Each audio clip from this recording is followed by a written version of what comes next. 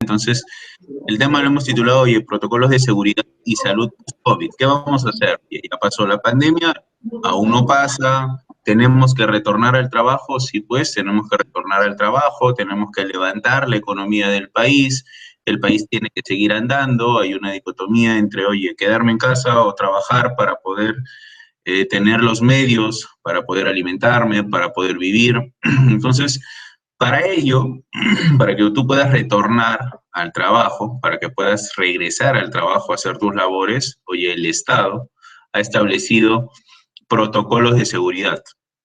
Sí, vamos, en un primer momento estableció una resolución ministerial 239 que fue derogada el 30 de junio de este año por la resolución ministerial 448. ¿Sí? En ambos se establecen los protocolos que uno tiene que seguir, las medidas de control, los lineamientos. Vamos a ver los 7 lineamientos que establece la resolución ministerial. Qué es lo que yo tengo que presentar como empresa, qué debería yo presentar, a dónde tengo que enviar. Imagino que cuando han retornado al trabajo ustedes o bien usaron el SysCovid o bien han enviado un correo ya al Ministerio de Salud. ¿Ya? Entonces, vamos a ver las mejores prácticas para implementar medidas preventivas y elaborar protocolos de trabajo post-cuarentena en el centro de labores. ¿Ya? Protégete y protégenos del tema del coronavirus, señores. La cosa está muy complicada, ¿sí? Sigue aumentando los casos. El día de hoy seguramente nos hemos despertado con una tragedia de 13 muertos en una discoteca.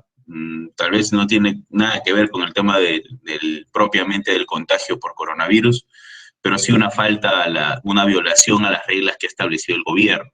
Entonces, deja un saldo de 13 personas, ¿ya? 13 personas muertas, fallecidas. Entonces, es eso. ¿Ya? Hay que protegernos no solamente del coronavirus, propiamente del virus, sino también hay que protegernos de la idiosincrasia de un país, ¿ya? Que no está acostumbrado a seguir reglas, ¿ya? Entonces hay que protegernos y hay que proteger a la gente que está también fuera de nosotros, ¿ya? Y es lo que vamos a ver, parte de una introducción, les mencionaba el marco legal que nosotros tenemos. Básicamente nos vamos a centrar en la 448 del 2020, publicada el 30 de junio de este año, ¿sí? Y establecen ahí todos los lineamientos, los protocolos que se deben de seguir, ¿ya? A nivel general. Por sectores nosotros también se han establecido, el Estado también, cada uno de los ministerios ha establecido cuáles son los protocolos mínimos que deben de seguir sectores. Tanto minería, tanto la parte agrícola, tanto la parte del sector construcción, oye, cómo vamos a hacer el tema de los transportes del personal, el transporte de los materiales, qué es lo que tenemos que hacer, ¿ya? Definiciones, algunas definiciones, casos sospechosos, a qué llamamos un caso sospechoso, a qué llamamos un caso confirmado. Puestos de trabajo de exposición al COVID, vamos a ver, lo definimos entre puestos de trabajo de exposición alta, media exposición, baja exposición, vamos a ver qué puestos de trabajo son a los que se refiere. El rol del Comité de Seguridad y Salud en el Trabajo, cuáles son las responsabilidades, ¿ya? Ahora se suma una nueva responsabilidad debido al protocolo que nosotros, o el protocolo o el plan de vigilancia y control que nosotros hayamos establecido en cada una de nuestras empresas. Trabajo no presencial, ¿sí? El teletrabajo y trabajo remoto, algunos lo confunden. Vamos a ver cuáles son las diferencias, las principales diferencias entre el teletrabajo y el trabajo remoto. Medidas preventivas de control, oye, cómo hacer un lavado de manos, el tema del distanciamiento social, cuáles son las medidas de control que deben tener los empleadores, los trabajadores, el mismo centro de trabajo, qué es lo que tenemos que hacer, y algunos procedimientos para el retorno y reincorporación al centro de trabajo, ¿ya? Objetivos del curso: conocer y aplicar cuáles son los protocolos de prevención, vigilancia y control frente a la pandemia, conocer el marco legal aplicable, la 448, y conocer las medidas de control para prevenir el contagio por COVID-19. Más o menos vamos a ver a qué nos referimos con el tema del coronavirus. Ahí tenemos a Ana María, que es bióloga y nos puede explicar mejor ¿sí? Vamos a ver cómo se establece una línea del tiempo, ¿no? En diciembre, data que en diciembre indican en Wuhan reporta un conglomerado de neumonías. El 1 de enero hay un primer cierre de mercado de pescados y mariscos. El 7 de enero, científicos chinos identifican una nueva cepa de estos coronavirus. El coronavirus no es nuevo, ¿ya? El 9 de enero hay una primera muerte por coronavirus. El 12 de enero, secuencia genética del coronavirus para que desarrollen kits de diagnóstico. Lo que nosotros tenemos aquí en el tema, vamos a ver cuándo hacemos una prueba rápida, cuándo hacemos una prueba molecular, ¿ya? ¿Cuál es más efectiva, en qué momento de la infección o en qué momento del virus nosotros podemos aplicar una prueba rápida o tal vez una prueba molecular. 20 de enero ya se registran 223 casos en 4 países, se extiende hacia la parte europea, el tema de Francia, España, ¿ya? 21 y 23 de enero, primer caso en los Estados Unidos, hay restricciones de viajes a la ciudad de Wuhan, ¿ya? 24 de enero, primeros casos en Europa, 29 más de 7.000 casos y 170 defunciones ya en China. Y el 30 de enero tenemos 7.818 casos ya en 19 países, ¿ya? Y aquí en el Perú, el 6 de marzo, ¿ya? El 6 de marzo se indica y de alguna manera se diagnostica el primer caso de coronavirus en Perú, ¿ya? Que fue importado, ¿ya? Llegó de un viaje del exterior, ¿ya? Entonces, más o menos es como se desarrolló o la línea del tiempo, ¿ya? Lo demás, aquí en el Perú ya lo conocemos. Vamos a ver cuántas muertes tenemos actualmente, cuánto es la cantidad de contagios, tanto a nivel mundial, ya en data sacada del día 21 de agosto, ya es la data oficial que nosotros que se manejan. Los coronavirus, menciona el agente causal, constituyen un grupo de virus que causan enfermedades que van desde el resfriado común hasta infecciones graves. Coronavirus en humanos, los coronavirus alfa, coronavirus beta, perdón. Otros coronavirus que hemos conocido, bueno, el SARS-CoV, ya este es el SARS-CoV-2, el MERS en Medio Oriente, ya, y el nuevo coronavirus, el COVID-19, ya. Origen y transmisión, bueno, mencionan que el nuevo coronavirus proviene de murciélagos, posiblemente utilizó un animal vendido en el mercado de mariscos en Wuhan, en China, como huésped para pasar a los humanos, el tema de los pangolines, ¿ya? Y se transmite de alguna manera, indican, por contagio, ¿no? Por venta o consumo, perdón, de esta carne de estos animales. ¿Cómo es la transmisión? Mencionan las proteínas exteriores del virus se adhieren a las células en el aparato respiratorio del huésped. Se les llama coronavirus básicamente porque tienen unas terminaciones en forma de corona, ¿ya? Los genes del virus sufren mutaciones que alteran las proteínas de la superficie, entonces se adhieren a las células del huésped y se comienza a desarrollar la enfermedad, ¿sí? El virus comienza a replicarse por todo el organismo, principalmente ataca al sistema respiratorio. Vamos a ver cuáles son los síntomas, los signos que nosotros podemos tener, ¿ya? Es evidente que se está produciendo una transmisión de persona a persona, llamamos ya un contagio comunitario, ¿ya? Incluidos familiares, trabajadores de salud, aún no se conoce el alcance completo de esta transmisión, hay estudios que indican que se puede mantener en el aire, hay estudios que indican que se puede transmitir a través del agua, ¿ya? A través de heces fecales, a través de fluidos, otro tipo de fluidos biológicos, no solamente a través de la sangre o por gotículas que se expulsan de nuestro organismo. Entonces, hay diferentes estudios, ¿ya? Que mencionan de que hay una transmisión comunitaria y que debemos de saber que nuestra premisa en la cabeza debe ser todos están contagiados y cualquier persona que está a nuestro alrededor puede estar infectada, ¿ya? Entonces, ¿para qué? Para nosotros hacernos la idea y tomar las mejores medidas de control, ¿ya?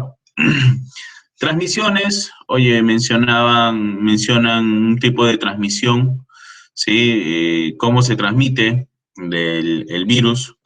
Una persona contagiada puede transmitir hasta 4 personas. Menciona que el Perú solamente en unos 15 días puedes contagiar a toda la población del Perú, casi los 30 millones de peruanos que somos. Entonces, hay una transmisión que existe de 1 a 4 personas, es lo que indica. Una persona infectada puede contagiar a 4 personas, ¿ya? ¿Cuáles son los principales síntomas, características clínicas que tiene el COVID en China? ¿Ya? Síntomas, fiebre, dolor muscular, tos, dolor en el pecho, cansancio, falta de aire. Hablan de un periodo de incubación de 1 a 4 días, a 14 días.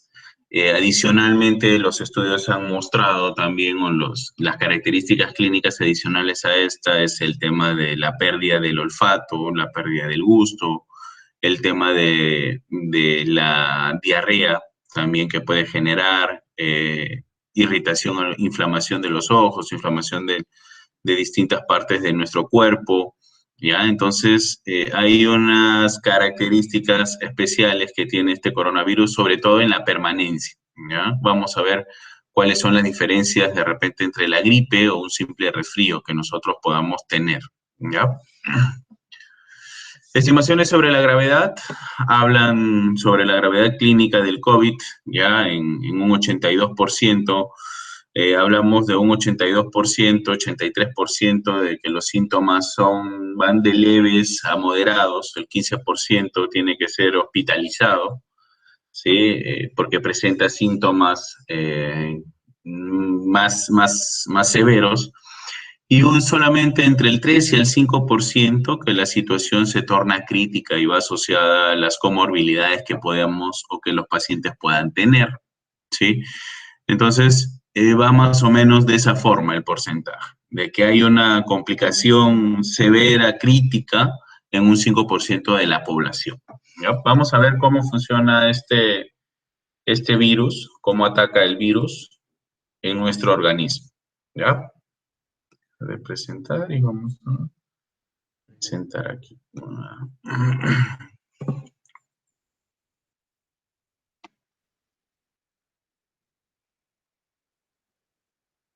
Vamos a poner.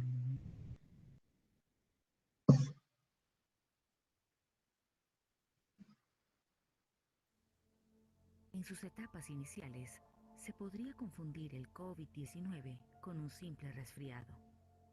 Y efectivamente, sus síntomas iniciales se asemejan a un resfriado, pero eventualmente podría escalar y ser más grave. Te contamos todo lo que debes y necesitas. Ingeniero, el video se escucha muy bajito. ¿Sí? Sí, el audio, súbalo de ahí. Vamos de nuevo, ¿ya? En sus etapas iniciales, se podría confundir el COVID-19 con un simple resfriado. Y efectivamente, sus síntomas iniciales se asemejan a un resfriado, pero eventualmente podría escalar y ser más grave. Te contamos todo lo que debes y necesitas saber sobre el COVID-19. La OMS entregó las cifras oficiales sobre la incidencia del coronavirus. El 80% de los casos confirmados por laboratorio fueron de leves a moderados. El 14% fueron graves y el 6% fueron críticos. Las estadísticas reflejan que los casos leves de este virus pandémico no son como los que genera un simple resfriado. Todo, menos necesitar oxígeno, te pondrá en la categoría de leve. Sin embargo, los síntomas seguirán siendo severos. Si clasificas a un paciente como caso grave, necesitará oxígeno suplementario. Si su situación es crítica, se manejará como una insuficiencia respiratoria. Ten en cuenta que la sintomatología, el tratamiento y el pronóstico dependen de la severidad de la infección en cada paciente.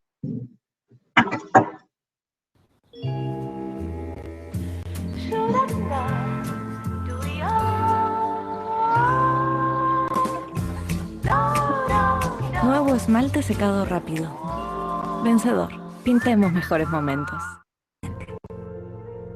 Te contamos qué sienten los pacientes en cada etapa, dependiendo de la gravedad del COVID-19 en sus organismos.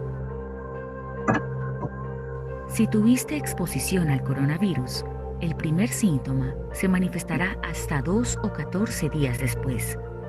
Podrías tener síntomas relacionados a gripes o resfriados. Existen casos en que los pacientes presentan náuseas, vómito, dolor abdominal y diarrea. Estos síntomas podrían aparecer días antes de los problemas respiratorios. Debes entender que los síntomas gastrointestinales no siempre se presentan en los pacientes. El COVID-19 es una enfermedad respiratoria, lo que quiere decir que la mayoría de pacientes que la padecen solamente tendrán afección en sus vías respiratorias, ya sean altas o bajas. Cuando el coronavirus ingresa al tracto respiratorio, durante los primeros días genera daño a los cilios, los pelos encargados de limpiar las vías respiratorias de mucosidad y agentes infecciosos. Si las células se infectan, pueden morir y desprenderse, lo que aumenta los desechos y ocasiona la incapacidad del cuerpo para mantener los residuos fuera de los pulmones, los bronquios y la tráquea. Posteriormente, se genera mayor inflamación, lo que causa que no quede tejido sano y dificulta la difusión del oxígeno en los pulmones. La inflamación ocasionada sería responsable de la tos seca característica del COVID-19. Además, sería la explicación del por qué se genera falta de respiración. Otro de los síntomas que se podrían presentar en estadios tempranos es la fiebre. Igualmente, en esta etapa los pacientes podrían desarrollar fatiga, molestias en la garganta, migraña, malestar en las articulaciones, secreción nasal y escalofríos. Día 5 de la enfermedad. Las personas contagiadas con el virus y que tengan enfermedades preexistentes podrían desarrollar dificultad para respirar. Por lo general, los pacientes tardan hasta 7 días en acudir a un centro hospitalario. Cuando son casos leves, estos síntomas suelen desaparecer rápido. Sin embargo, se observó que cuando los casos pasaban de moderados a severos, se evidenciaba neumonía, lo que aumentaba la probabilidad de que el caso fuera mortal.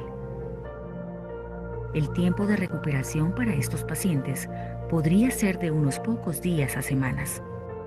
Sin embargo, en algunos casos graves y críticos, los síntomas pueden escalar a un síndrome de dificultad respiratoria aguda.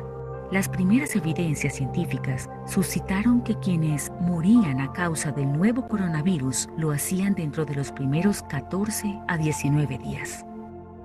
Las personas que le ganan la batalla al COVID-19 salen del hospital aproximadamente después de 2 semanas y media. Sin embargo, los casos más críticos suelen tener una recuperación más larga, 3 meses en promedio. Un aspecto a tener en cuenta es que una vez el paciente se encuentra en periodo de recuperación, sigue siendo un foco potencial de infección. El personal médico será el encargado de determinar el momento en que estos pacientes ya no son un riesgo. En este momento, aún no existe vacuna contra el COVID-19. Por esta razón, el método más efectivo para evitar el contagio es no exponerse al virus. Recuerda, el nuevo coronavirus es de fácil propagación y se transmite entre las personas al toser y estornudar. Sigue las recomendaciones de la OMS. Lávate las manos e implementa el aislamiento social mientras se controla la pandemia. Realiza los procesos adecuados de asepsia y desinfección de los objetos de uso diario. También limpia y desinfecta todas las superficies. Recuerda, protegernos del coronavirus es tarea de todos.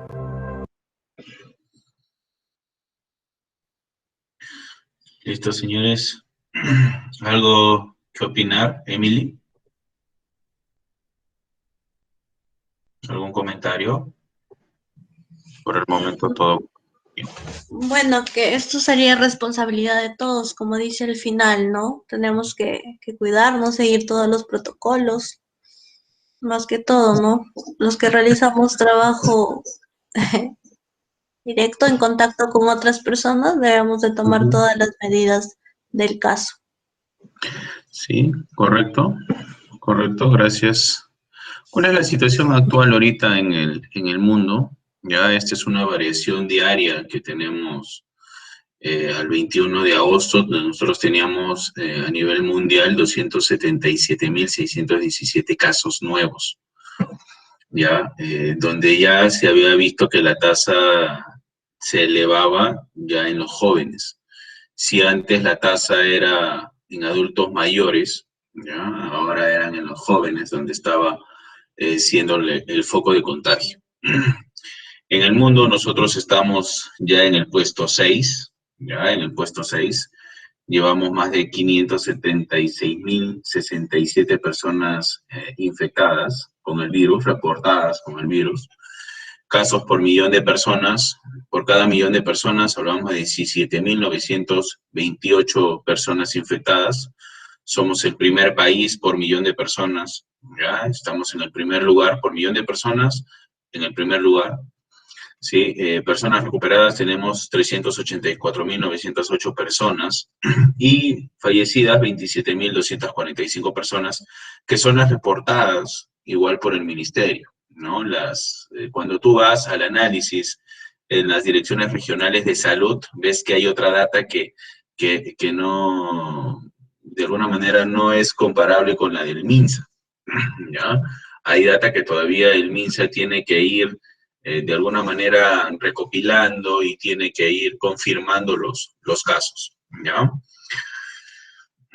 ¿Cuál es la situación del Perú?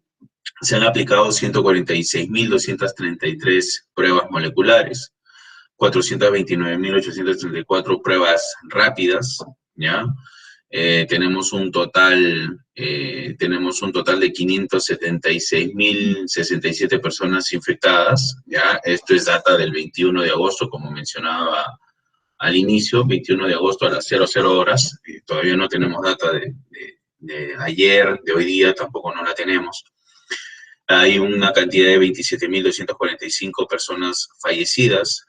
Hablamos de un porcentaje de letalidad de 4.73. ¿Ya? Esta data tú la encuentras en sala situacional del MINSA. Tú puedes ingresar y puedes descargar la data donde tienes el dato de todos los departamentos, ¿ya? del Perú, donde vas a ver cuántos casos confirmados, cuántas pruebas rápidas se hicieron, cuántas pruebas moleculares se han hecho, el total de casos, fallecidos y el tema de la tasa de letalidad también. Tenemos el tema de cómo van los hospitalizados en evolución, una evolución estacionaria, en una evolución constante. Tenemos 8.403 personas, evolución favorable de 3.718 personas y evolución desfavorable de 1.652 personas, que de alguna manera el tema del oxígeno no mejora, ¿ya? El tema de aplicar oxígeno a las personas no va siendo muy favorable. Entonces, son condiciones que generan que el paciente vaya o se dirija también a UCI, ¿no? Que los doctores indiquen un tratamiento ya en UCI con respirador mecánico, ¿ya? Ahí vemos los fallecidos por etapa de vida, ya los que tienen mayor tasa de morbilidad, ya tenemos ahí a las personas, los adultos mayores, en un rango de 18.000, los adultos que oscilan entre los 30 a los 50 años, ¿sí? Tenemos 8.024, jóvenes menores de 30 años, 232 personas, niños, tenemos 77 niños que han fallecido, 34 también jóvenes adolescentes que han perdido la vida a raíz del coronavirus. Fallecidos por sexo, tenemos una mayor cantidad de fallecidos en el sexo masculino, ¿ya? Aquí vemos los rangos ya de fallecidos según sexo y grupo de edad, ¿ya? Siendo entre los 60 y 69 años la mayor tasa de mortalidad, tanto y por sexo tenemos, bueno, sexo femenino menos, ¿ya? Y el sexo masculino hay una mayor tasa de mortalidad. Fallecidos por lugar de defunción, que tenemos también data dentro de la sala situacional, bueno, que hayan fallecido en hospitales del MINSA, en hospitales de salud, ya, en tránsito o en domicilio, han habido personas que también han perdido la vida en los hospitales de la Policía Nacional o de las Fuerzas Armadas, clínicas privadas, en el INPE y en investigación aún hay 24 casos. Ya, más o menos en la sala situacional, como les mencionaba, esta información ustedes día a día pueden ingresar a la sala situacional COVID-19 del MINSA y ustedes pueden sacar esta data.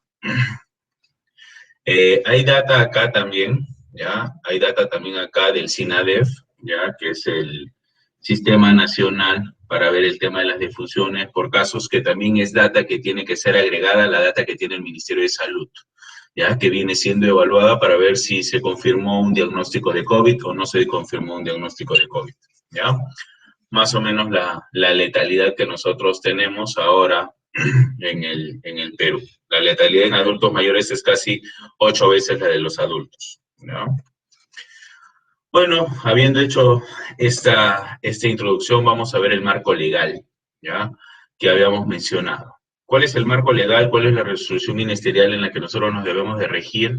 La 448 del 2020 es la nueva legislación que nosotros debemos de seguir a partir del 30 de junio, que fue publicada, y deroga la resolución ministerial 239, que fue publicada el 29 de abril del 2020, donde se habían establecido los lineamientos para la vigilancia, prevención y control de salud de los trabajadores con riesgo de exposición de COVID.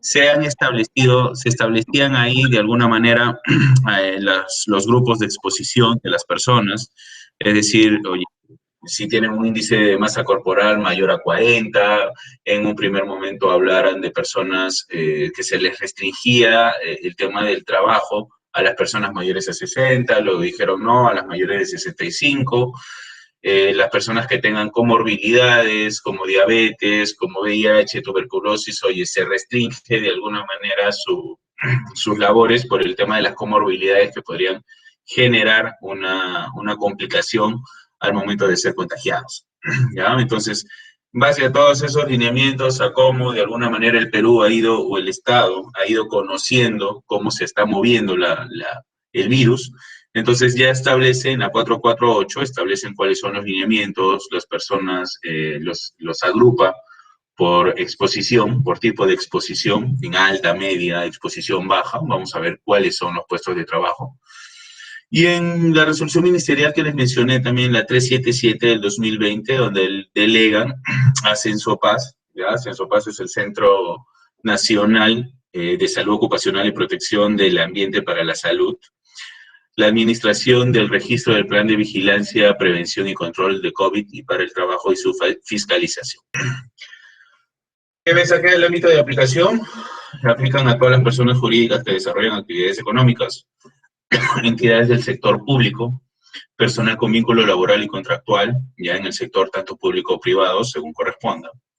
Puestos de trabajo, vamos a ver los puestos de trabajo, riesgo bajo de exposición o de precaución, riesgo mediano de exposición, vamos a ver en unos slides más adelante cuáles son estos puestos de trabajo, riesgos de alta exposición y riesgos de muy alta exposición, ¿ya? Plan de vigilancia y control, se establece cuáles son los lineamientos que tienes que seguir, que es lo mínimo que debe de tener tu plan, una guía breve de actividades, acciones e intervenciones que aseguren el cumplimiento de los lineamientos específicos, número de trabajadores, cuántos números de trabajadores tienes en tu área de trabajo, en tu centro de labores, nómina de trabajadores según riesgo de exposición por puesto de trabajo, es decir, tú tienes que tener una nómina, un cuadrito en donde tú indiques cuáles son los nombres y apellidos de las personas, las edades, se entiende que para que hayan ingresado a laboral han pasado una evaluación de descartes y también tienes en tu centro de trabajo tienes un médico ocupacional, cumples con la normativa legal, la 29783, oye, tienes exámenes médicos ocupacionales al ingreso, de control también, entonces tú ahí, tu médico ocupacional o tu responsable de la salud ocupacional en tu centro de trabajo puede establecer las personas, el puesto de trabajo, puede establecer en base a estos exámenes ocupacionales, puede establecer si tuvo diabetes, si tiene algún problema cardíaco, si tiene algún problema en los pulmones, para tú establecer, ya, para tú darte el marco de decir con qué personas puedes trabajar, con qué personas hay que restringir el trabajo y llevarlos a un trabajo remoto o a un trabajo o a un teletrabajo, entonces tú puedas establecer. Entiendo que en cada una de sus centros de labores, ¿sí? Ahora el cumplimiento, la normativa es de cumplimiento y alcance para todos los tipos de empresas que tenemos, ¿ya? Entonces tienen exámenes médicos ocupacionales y tu responsable de la seguridad y salud en el trabajo puede establecer este cuadrito donde establece puestos de trabajo, cuáles son las comorbilidades que puedan tener y que puedan generar una complicación más adelante. Las características de vigilancia por riesgo de exposición, ¿ya? El plan debe ser remitido al Comité o Supervisor de Seguridad para una aprobación en un plazo máximo de 48 horas. ¿Cuáles son los lineamientos? Se han considerado 7 lineamientos. Tanto la 239 como la 448 establecían cuáles eran los lineamientos y establecían 7 lineamientos, ¿ya? El primer lineamiento, limpieza y desinfección de los centros de trabajo. Oye, vamos a ver qué desinfectantes utilizar, qué desinfectantes no utilizar, cuánto es el tiempo de exposición en las superficies, ¿ya?, que tiene este coronavirus, de acuerdo a data de la OMS. Y establece, oye, el primer lineamiento que tú tienes que hacer para que puedas retornar a tus labores es un tema de protocolos de limpieza y desinfección de tu centro de trabajo. Lo segundo es hacer una evaluación de las condiciones de salud del trabajador previo al regreso y reincorporación en el centro de trabajo, ¿ya? Entendamos retorno, ¿ya? Retorno y reincorporación, o regreso y reincorporación. ¿Es lo mismo? ¿Será lo mismo? Hay diferentes términos. Ahora la legislación, vamos a ver, oye, lo que tú haces en casa, ¿es teletrabajo o es un trabajo remoto? Vamos a ver cuáles son las diferencias. Y sí, pues ahí entra la controversia cuando tú vas a la legislación y dices, oye, pero yo siempre he estado trabajando, ¿cómo vas a decir que retorno al trabajo? No, habla de un retorno, un regreso al centro de trabajo, ¿ya? Al centro, a tu ubicación física de tu labor, ¿ya? Normal que tú hacías. Si hacías los trabajos como tú mencionabas, Ana María, en la universidad, o por ahí al tema agrícola, al agroindustrial, ¿sí? O a un laboratorio, pues, oye, a la ubicación física del trabajo. Pero este término, ya, de regreso, retorno y reincorporación, hablamos de que tú regresas al trabajo o retornas al trabajo, menciona la legislación, si es que tú no has tenido el COVID. ¿Ya? Si tú no has pasado por un contagio por COVID, tú estás retornando al trabajo, ¿ya? Estás de regreso a tu trabajo. Pero si tú has pasado por un contagio, ya has tenido la enfermedad, has cumplido tu periodo de cuarentena, has cumplido con lo establecido por el médico tratante, te han dado un alta médica o una alta epidemiológica, estás reincorporándote a tus labores. Entonces, ahí va la diferencia. Si tú no has tenido COVID, pues estás regresando, retornando. Si tú has tenido el COVID, pues estás reincorporándote a tu centro de labores. La definición es clara. Regreso o retorno cuando no has tenido el COVID. Si tú has tenido el COVID, ¿ya? Si tu médico ocupacional detalla e indica, oye, tú has tenido COVID, tú has sido portador del SARS-CoV-2, pues estás reincorporándote al trabajo. Cualquiera que fuese la situación. O sea, si fue por una prueba molecular, si fue por una prueba rápida, oye, estás reincorporándote al trabajo. Esa es la definición en realidad. Regreso, si no has tenido COVID, y reincorporación, ¿ya? Te estás reincorporando a tu trabajo si has tenido el COVID.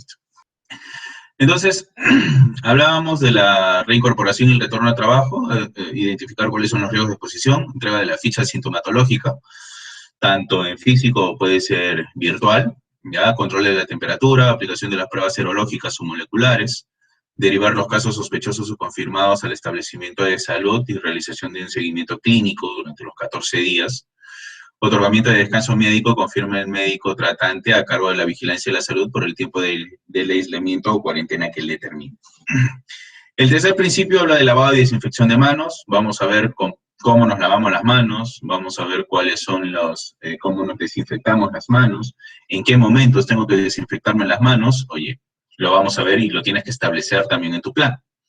Sensibilización, el cuarto lineamiento de prevención del contagio en el centro de trabajo. Básicamente, oye, toda la información, afiches, señaléticas que tú puedas tener en tu centro de trabajo para establecer los controles.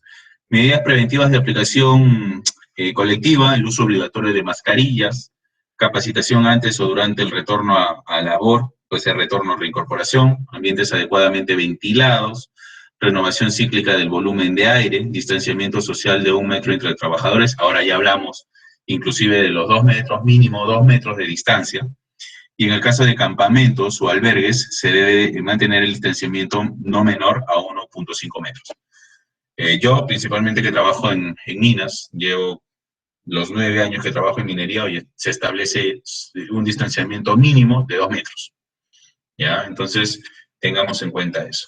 El sexto lineamiento, las medidas de protección personal, el tipo de EPP que vamos a utilizar, con la resolución ministerial 448, oye, ya se establecen, hablan de la 447, ya habla de la careta facial. ¿Qué tienes que utilizar? ¿Cuándo tienes que utilizar la careta facial? ¿En dónde tienes que utilizar la careta facial? El tema de las mascarillas, ¿qué tipo de mascarilla vas a utilizar? Si vas a utilizar una mascarilla comunitaria, ¿ya? O una mascarilla del tipo N95, vamos a ver cuáles son la mejor opción que nosotros tenemos, depende del tipo de exposición, y esto también se vuelve un bien fundamental del Estado.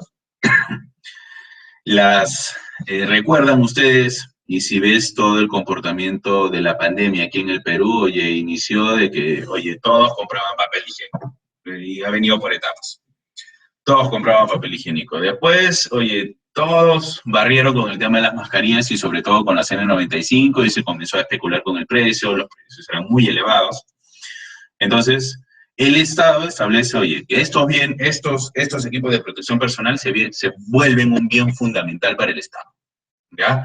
Solamente el personal médico utilizará de exposición con pacientes COVID confirmados, podrán utilizarlas tipo N95 o las KN95, entonces solamente ellos de manera obligatoria. Los demás establecieron inclusive las mascarillas, estas mascarillas comunitarias, mascarillas quirúrgicas, y establece una norma técnica también peruana de cómo puedes tú construir o cómo tú puedes fabricar tu propia mascarilla.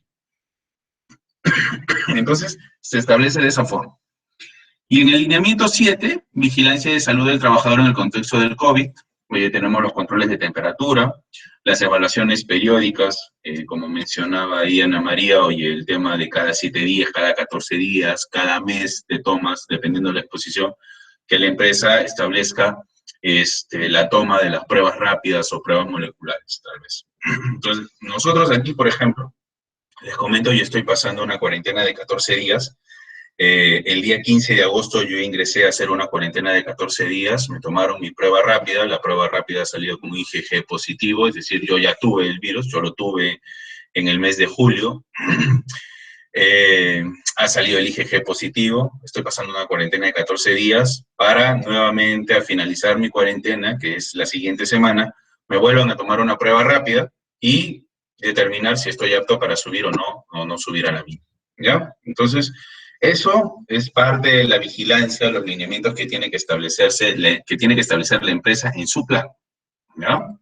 Entiendo que ustedes, en los planes que ustedes han hecho o han mostrado, los que tienen o están encargados del área de seguridad, lo han incorporado. Consideraciones para el regreso. Se establece el proceso de regreso al trabajo orientado a los trabajadores que estuvieron en cuarentena y no presentaron sintomatología del COVID en casos sospechosos, ya lo que les mencionaba, y habla de consideraciones para la reincorporación al trabajo a las personas que sí tuvieron el COVID.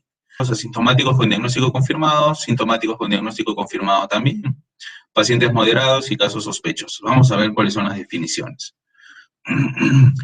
Dentro de los aspectos, ya en los grupos de trabajo que presentan los siguientes factores son aquellas personas que tienen factores de riesgo. Personas mayores de 65 años, tienen una hipertensión arterial, enfermedades cardiovasculares graves, si tienes cáncer, diabetes mellitus, obesidad con índice de masa corporal mayor a 40, tienes asma, enfermedad o tratamiento inmunosupresor, insuficiencia renal crónica, enfermedad o tratamiento inmunosupresor, oye, se les restringe el trabajo. Ya se tiene que evaluar un teletrabajo, un trabajo remoto para estas personas, porque son personas con un factor de riesgo muy alto. Que si sales a la calle o hay un contacto con personas contagiadas, la situación en ellos se puede complicar. Entonces se tiene que evaluar, el médico evaluará y conjuntamente con la administración de la empresa, quiénes sí, quiénes no. Quiénes aplican a que regresen al trabajo y quienes no aplican a que regresen al trabajo y hagan un teletrabajo. Eso va a depender mucho de tu puesto de trabajo, tu posición. Si tienes una posición estratégica, crítica en tu centro de labores, pues evaluarán cuáles son las medidas de control. Si tienes una comorbilidad, evaluarán cuáles son las medidas de control, las mejores medidas de control para que tú puedas hacer tus labores y minimizar tu exposición al contagio. ¿Va?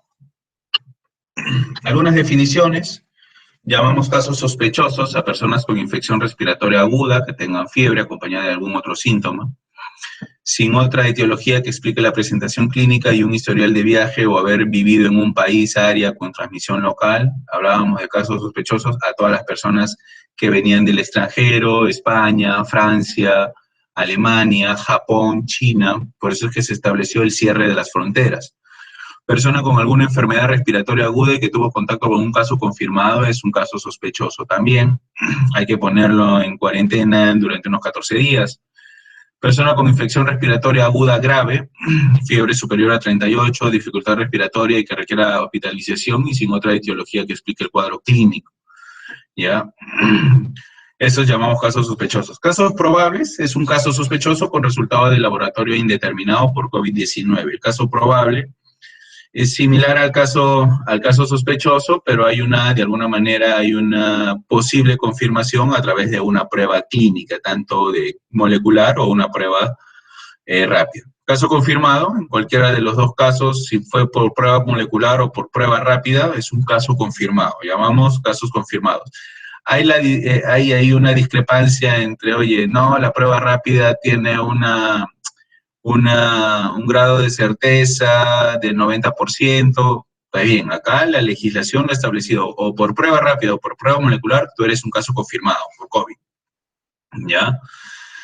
Y un caso descartado, paciente que tiene un resultado negativo de laboratorio para COVID, también, tanto por prueba molecular o por prueba rápida, ya se descarta el caso. Si es positivo, llamas caso confirmado, y si es negativo, es un caso descartado. Vamos a ver ahora cuáles son los contactos.